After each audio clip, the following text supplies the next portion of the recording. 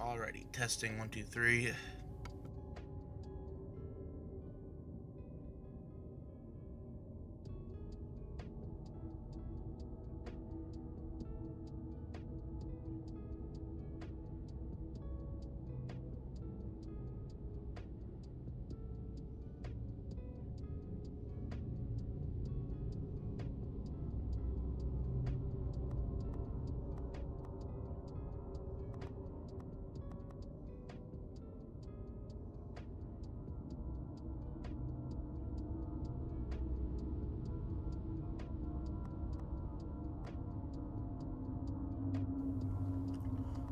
Alrighty.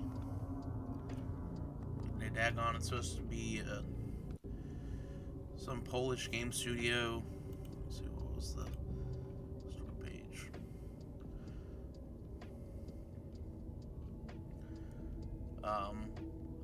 A demonic narrative experience inspired by H.P. Lovecraft. It's called Dagon, or Dagon, I'm not too sure. Supposed to be some European country, trying to figure out where was this from?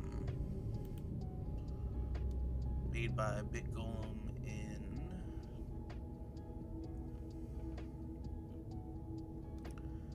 let's see, was it Poland? There we go, about. Yeah.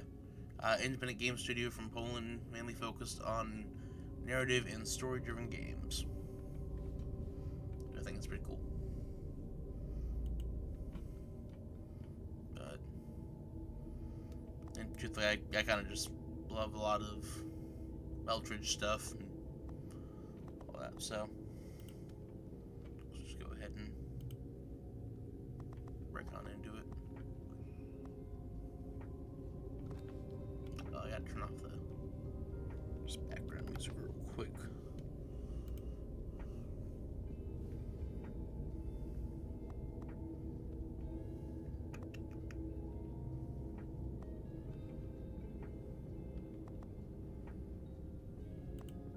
There we go.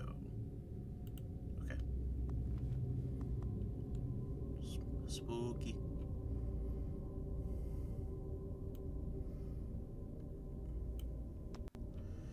Dagon is a faithful interactive adaptation of H.P. Lovecraft's work, focused on the story and atmosphere. You will not find difficult choices, action sequences, or inventory management here, and movement is limited to progressing through locations along with the plot. Okay. It's very... I am writing this under an appreciable mental strain, since by tonight I shall be no more.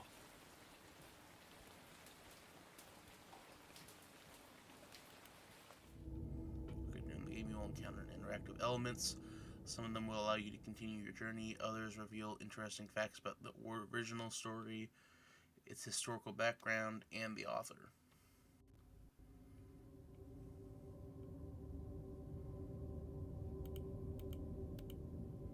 Oh, okay, so it's saying that's a select. I don't know what the branch is. Question mark. Some of the trivia is hidden. In order to find the secrets, focus your eyes and look for the Elder Sign. Okay.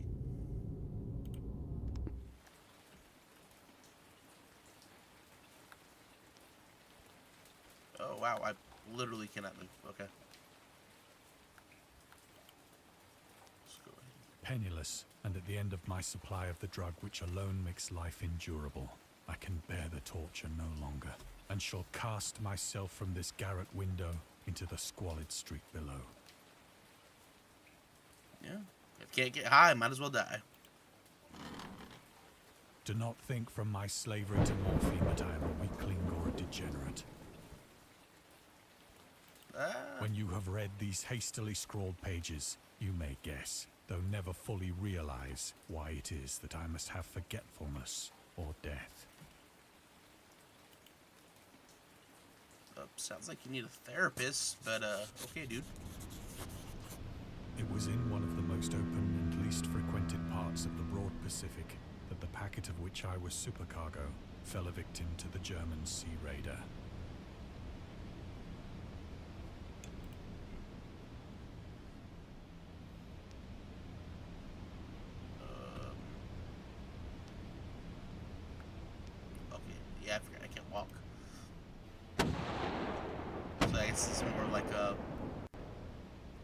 3D visual The novel. Great War was then at its very beginning, and the ocean forces of the Hun had not completely sunk to their later degradation. So that our vessel was made a legitimate prize, whilst we of her crew were treated with all the fairness and consideration due us as naval prisoners.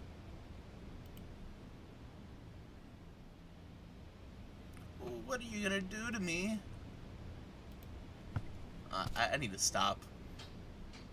Jesus Christ, I am So liberal running on indeed like was 2 the hours of discipline sleep of our here. captors that 5 days after we were taken, I managed to escape alone in a small boat with water and provisions for a good length of time.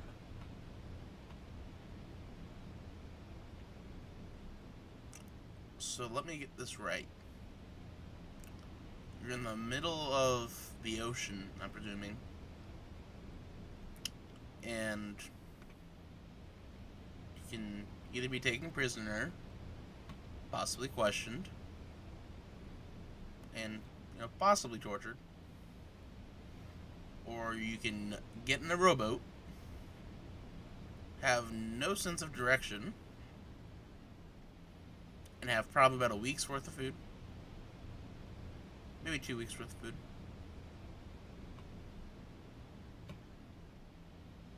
And deal with whatever's in the water. Fuck it, I'm in. Let's go find the One Piece. The One Piece is real! When I finally found myself adrift and free, I had but little idea of my surroundings. Come aboard and bring along. Never a competent navigator, I could only guess vaguely by the sun and stars that I was somewhat south of the equator. I mean, Of the longitude, gotta- I knew nothing, and no island or coastline was in sight. so you need to go get Nami. Nami Swan, where art thou? Is there anything for me to select, or am I just drifting in the water? Oh, there we go.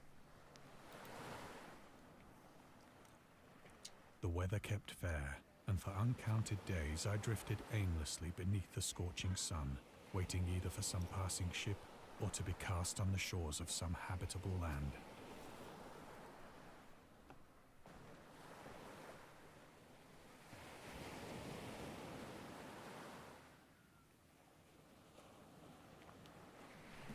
Alrighty.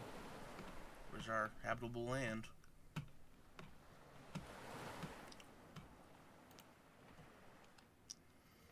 But neither ship nor land appeared, and I began to despair in my solitude upon the heaving vastness of unbroken blue.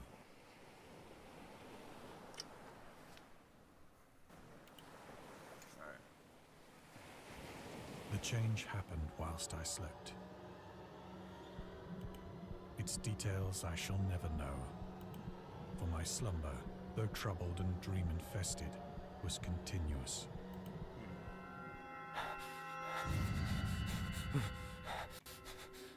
Oh, shit.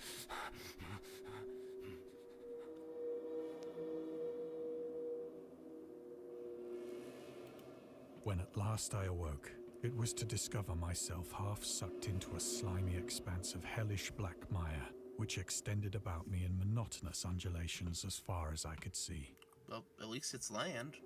Shit. and in which my boat lay grounded some distance away.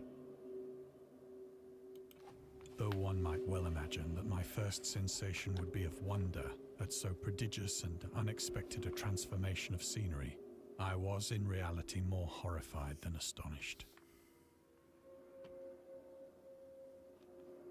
I mean, realistically, it's not terrible. I mean, yeah, food. For there was Land. in the air and in the rotting soil a sinister quality which chilled me to the very core. Actually, yeah, on second, that's probably best not to eat that.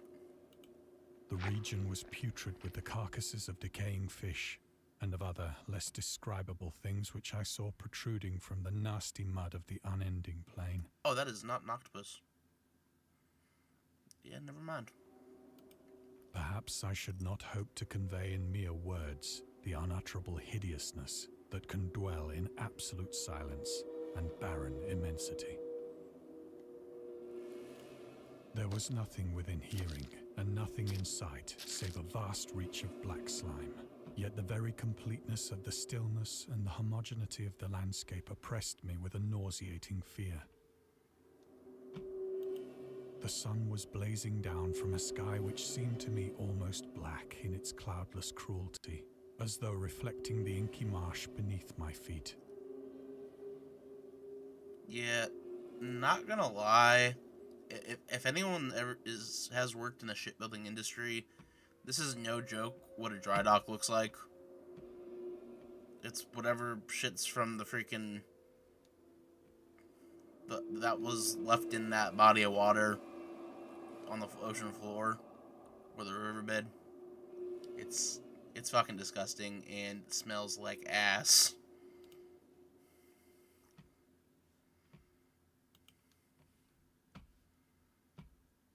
Let's see if we can get back to the boat. As I crawled into the stranded boat, I realized that only one theory could explain my position. Through some unprecedented volcanic upheaval, a portion of the ocean floor must have been thrown to the surface, exposing regions for which innumerable millions of years had lain hidden under unfathomable watery depths. Way to make it sound poetic. So great was the extent of the new land which had risen beneath me that I could not detect the faintest noise of the surging ocean, straining my ears as I might. Nor were there any seafowl to prey upon the dead things.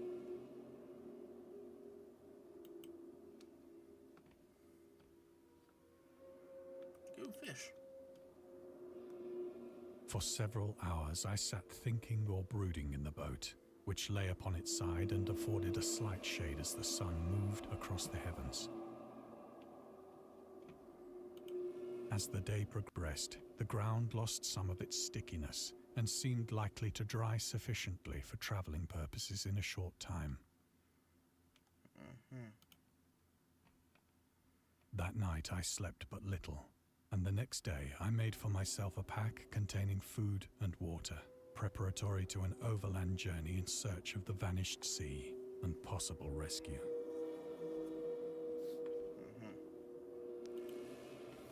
Let's grab our stuff. On the third morning, I found the soil dry enough to walk upon with ease.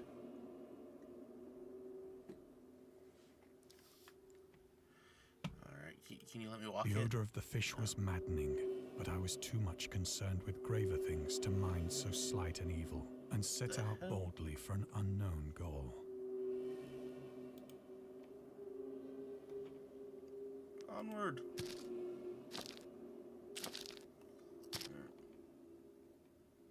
All day I forged steadily westward, guided by a faraway hummock which rose higher than any other elevation on the rolling desert. What is all this stuff?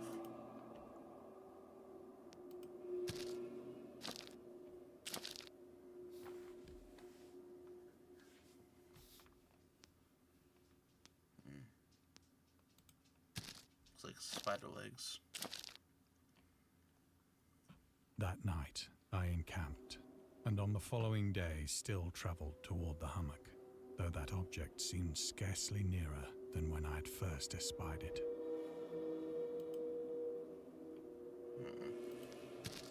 That's typically what happens when you walk towards something. By the fourth evening, I attained the base of the mound, which turned out to be much higher than it had appeared from a distance. An intervening valley setting it out in sharper relief from the general surface. Too weary to ascend, I slept in the shadow of the hill. I know not why my dreams were so wild that night. But ere the waning and fantastically gibbous moon had risen far above the eastern plain, I was awake in a cold perspiration, determined to sleep no more. Yep. Such visions as I had experienced were too much for me to endure again.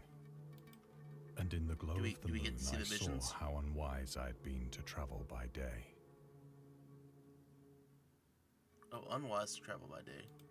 Without the glare of the parching sun, my journey would have cost me less energy. Indeed, I now felt quite able to perform the ascent which had deterred me at sunset. Picking up my pack, I started for the crest of the eminence.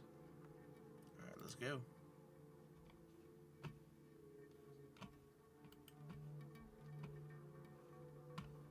Is there a thing? Oh, there we go. Gotta get back.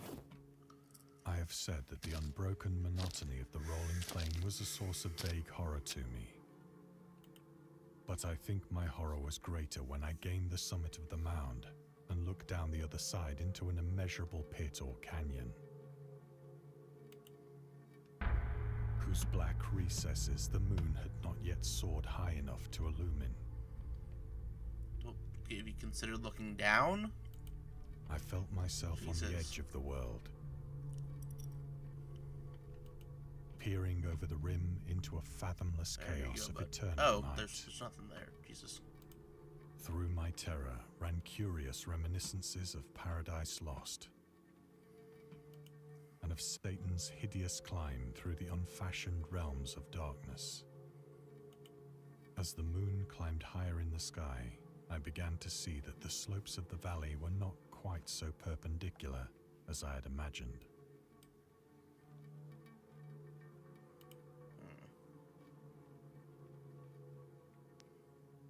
Tell me to go down? Ledges and outcroppings of rock afforded fairly easy footholds for a descent.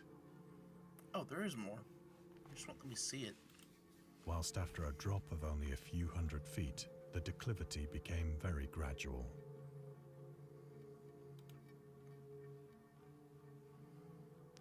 There we go. Work our way down the rocks. Urged on by an impulse which I cannot definitely analyze, I scrambled with difficulty down the rocks and stood on the gentler slope beneath, gazing into the Stygian deeps, where no light had yet penetrated. You know what that pillar is? All at once, my attention was captured by a vast and singular object on the opposite slope, which rose steeply about 100 yards ahead of me. An object that gleamed whitely in the newly bestowed rays of the ascending moon.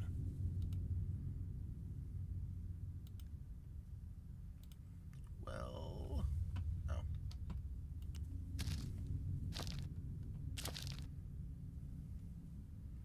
I will say It was merely a gigantic piece of stone, I soon assured myself.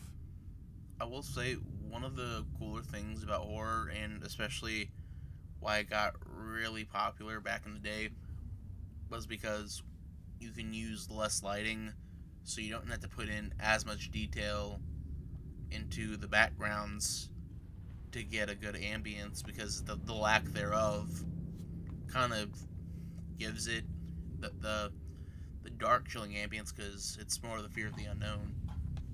And I think it's also kind of cool to see that applied in games. But I was conscious of a distinct impression that its contour and position were not altogether the work of nature. A closer scrutiny filled me with sensations I cannot express.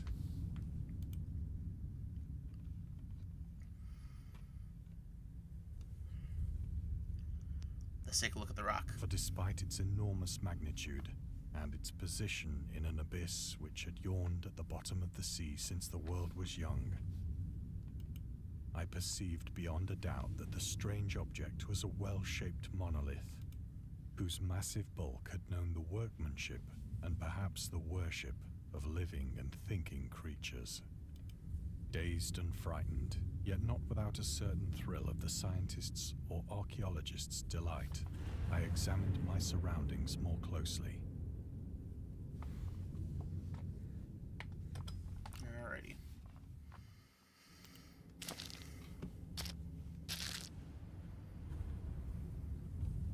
The moon, now near the zenith, shone weirdly and vividly above the towering steeps that hemmed in the chasm.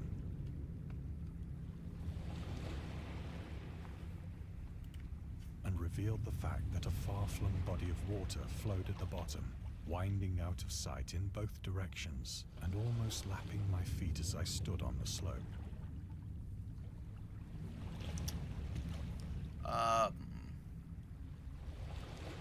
Where's the... Why is there a tide on... Across the chasm, puddle? the wavelets washed the base of the Cyclopean monolith, on whose surface I could now trace both inscriptions and crude sculptures. Let's see what we got. The writing was in a system of hieroglyphics unknown to me, and unlike anything I'd ever seen in books.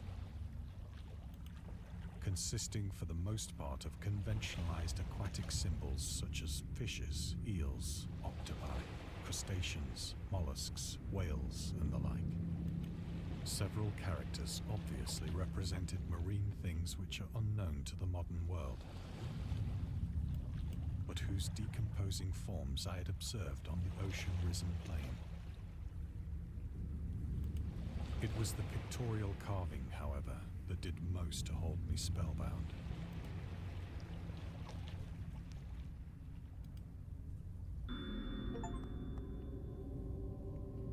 Seeker, find the first piece of trivia.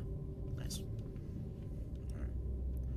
Dagon contains many themes and storytelling methods that Lovecraft developed in his later works, such as telling the story through carvings, the Mountains of Madness, the Nameless City, the journals and characters' notes, the Shadow of Time, the Hunter of the Dark, islands emerging from the ocean called Cthulhu, or fictional beings and deities based on events and mythologies, Migo in the Whisper in Darkness. It is also considered the origin of popular Cthulhu mythos. Some of Lovecraft's other stories also conclude that in a manner similar to Dagon, but let's skip the details in order not to spoil the ending.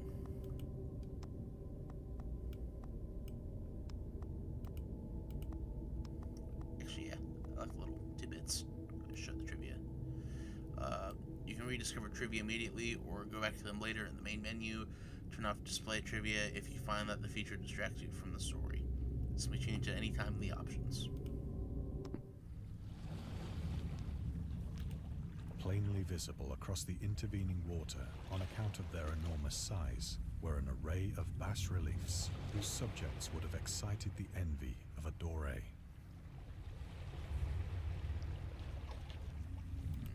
I think that these things were supposed to depict men, at least a certain sort of men, though the creatures were shown disporting like fishes in the waters of some marine grotto,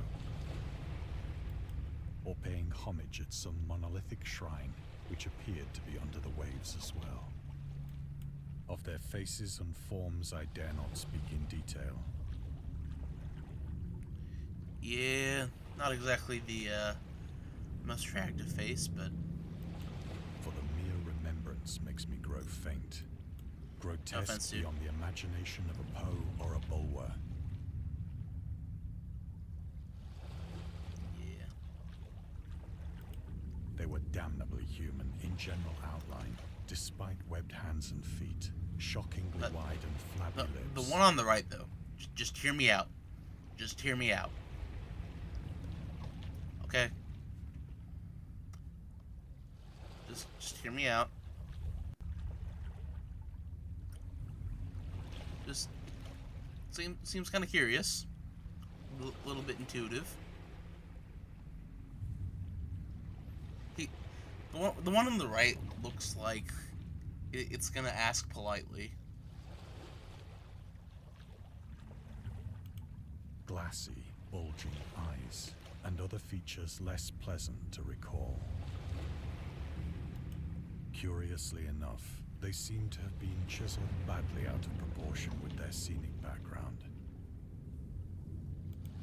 For one of the creatures was shown in the act of killing a whale, represented as but little larger than himself.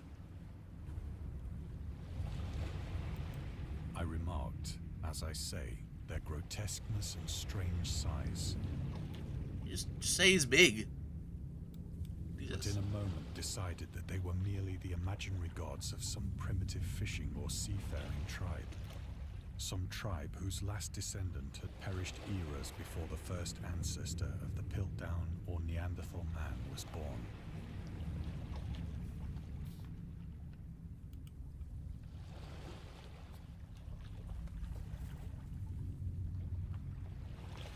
Okay. Awestruck at this unexpected glimpse into a past beyond the conception of the most daring anthropologist,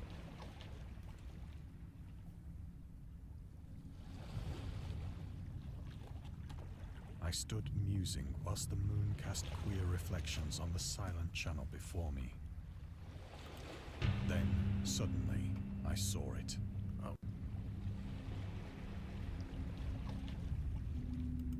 With only a slight churning to mark its rise to the surface, the thing slid into view above the dark waters. Were you to show it to me?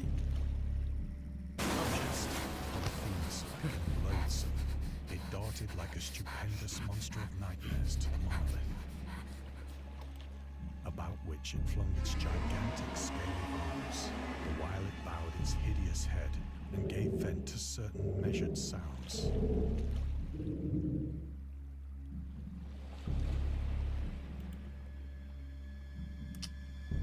I think I went mad then. Kind of scary. Of my frantic ascent of the sloping cliff, and of my delirious journey back to the stranded boat, I remember little.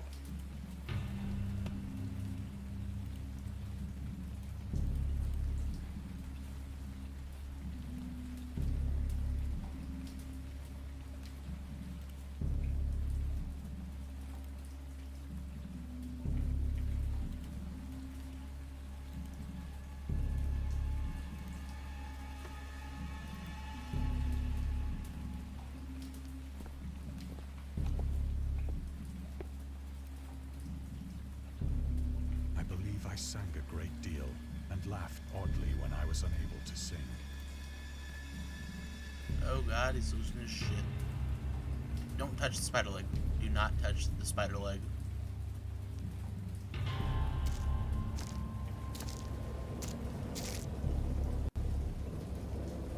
I have indistinct recollections of a great storm sometime after I reached the boat. At any rate, I know that I heard pearls of thunder and other tones which nature utters only in her wildest moods. Oh, that thing has glowing eyes.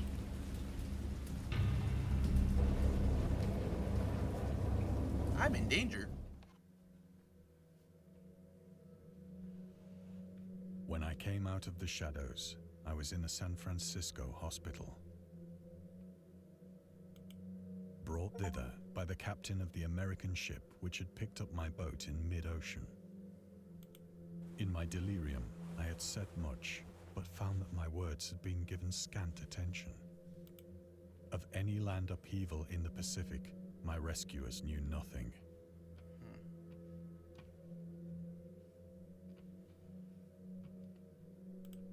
Nor did I deem it necessary to insist upon a thing which I knew they could not believe.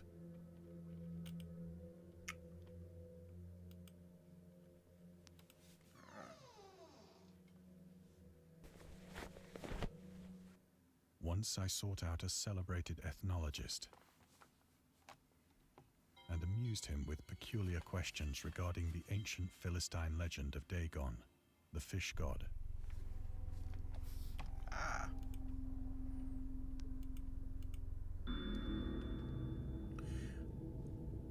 Dagon was the main deity of the Philistines, worshipped through the Middle East and the ancient god of fertility and crops.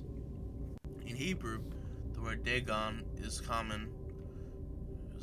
Was a common noun for grain. The rulers of Akkad, or Mesopotamia,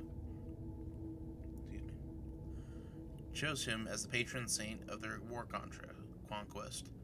He also appeared as the judge of the dead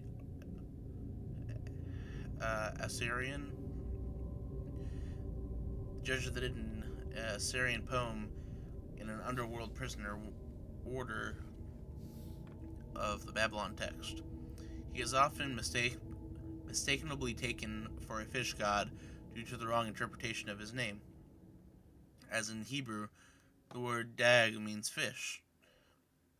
In H.P. Lovecraft's works, Dagon is an underwater deity ruling over the deep ones, a humanoid race with fish traits that resides in the oceans. He is worshipped by a secret cult called the Stoic Order of Dagon. Nice.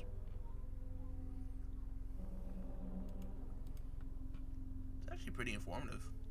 Okay, what's next? I feel like I'm supposed to find something out here. There we go.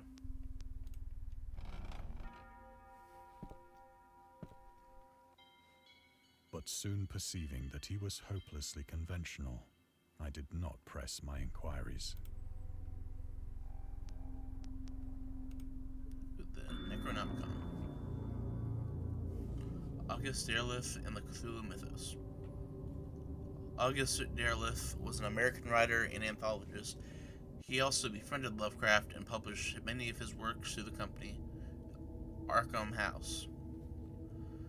Although he greatly contributed to the popularization of the author's works after his death, he is surrounded by numerous controversies. One of his most questionable decisions was involved in introducing the good versus evil doctrine. Derleth was a devout Catholic to the Cthulhu mythos, which contrasted the good versus evil doctrine. Okay, so he was a Catholic. That's where the good versus evil doctrine came from. To the Cthulhu, for applying it to the Cthulhu mythos, which contrasted with Lovecraft's view of the world and his approach to cosmic horror. As a result, the author's works were often misunderstood and misrepresented in today's culture. It is also worth noting that Lovecraft was never really interested in creating a mythology, and the term Cthulhu mythos was coined by Derleth after the author left the mortal plane. Oh wow.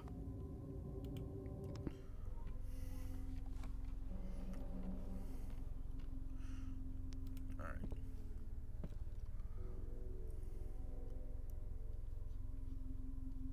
Let's see what we got.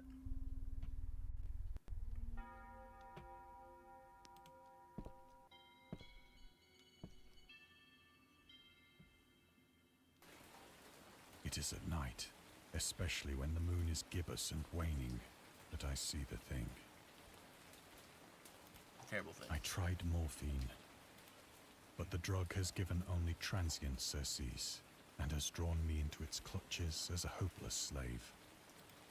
So now I am to end it all, having written a full account for the information or the contemptuous amusement of my fellow men.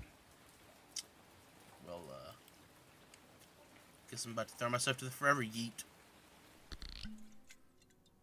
Often, I ask myself if it could not all have been a pure phantasm, a mere freak of fever, as I lay sun-stricken and raving in the open boat after my escape from the German man of war. This I ask myself, but ever does there come before me a hideously vivid vision in reply. I cannot think of the deep sea without shuddering at the nameless things that may at this very moment be crawling and floundering on its slimy bed, worshipping their ancient stone idols and carving their own detestable likenesses on submarine obelisks of water-soaked granite. I dream of a day when they may rise above the billows to drag down into their reeking talons the remnants of puny, war-exhausted mankind. Of a day when the land shall sink and the dark ocean shall ascend amidst universal pandemonium. That is slightly terrifying.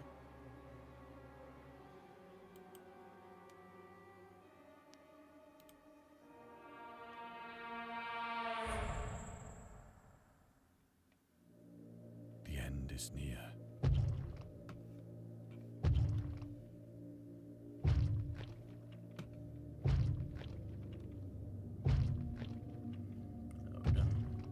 himself in and really drank the poison. I hear a noise at the door, as of some immense slippery body lumbering against it. I don't want to answer the door. No one's here, go away.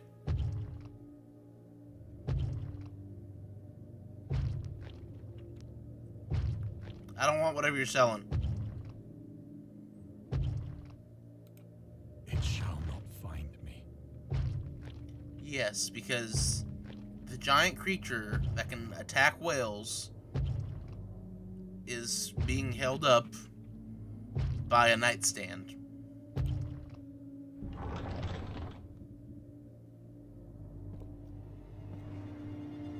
God, that hand!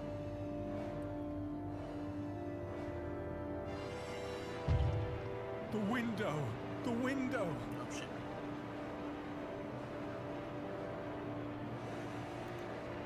Alright, let me turn around.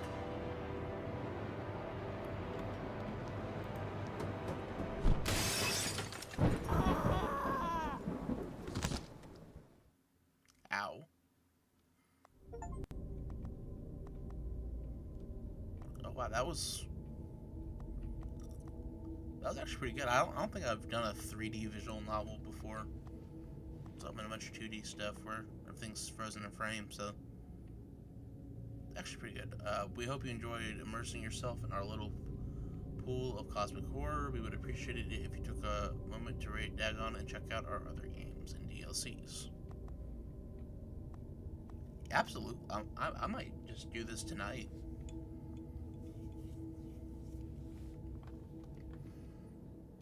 Okay, let's see. Yeah, how much does these cost?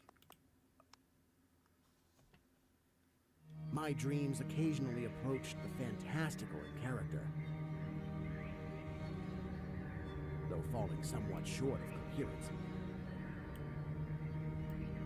Let's see. One scene is especially stamped upon my recollection.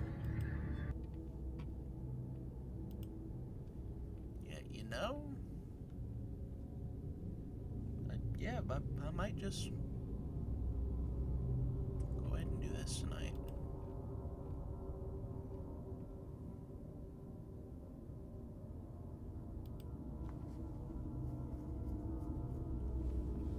Yeah, where are my DLC options at? I am writing this under an appreciable mental strain, since by 3 of tonight them I for- shall be no more.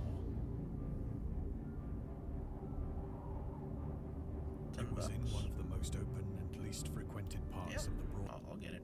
Shit.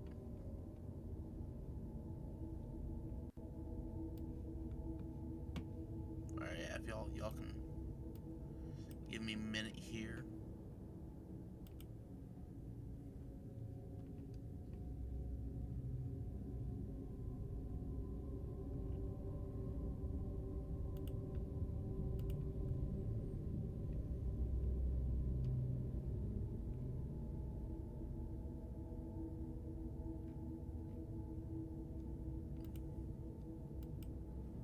Let's see.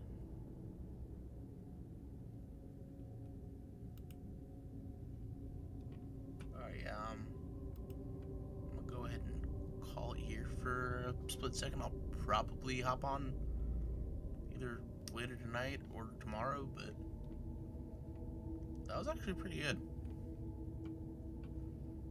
Especially for a visual novel.